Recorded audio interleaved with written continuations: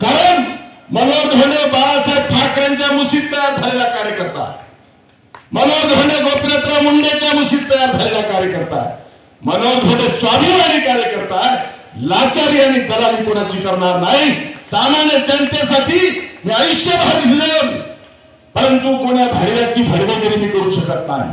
आणि म्हणून माझी आपल्याला विनंती आहे, तुमच्यातला स्वाभिमान जागा करा।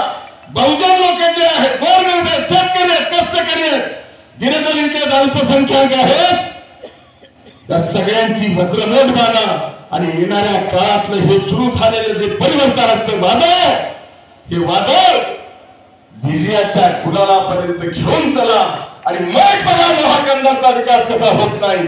मी अनेक प्रकल्प प्रचाराला आल्यानंतर सांगेल की मनोहर धोंडेला संधी दिल्यानंतर काय विकास करणार, मी सांगणार कशा पद्धतीने महाकंदाचा विकास करता येतोय, कशा पद्धतीने याच ठिकाणच्या आमच्या तरुणाच्या हाताला काम देता येतंय, कशा पद्धतीने शेतकऱ्याला न्याय देता येतोय, कशा पद्धतीने नांदेड लोहा मार्गे लातूरला जाणारी रेल्वे आणता येते, हे सगळे मी प्रचारात सांगेन।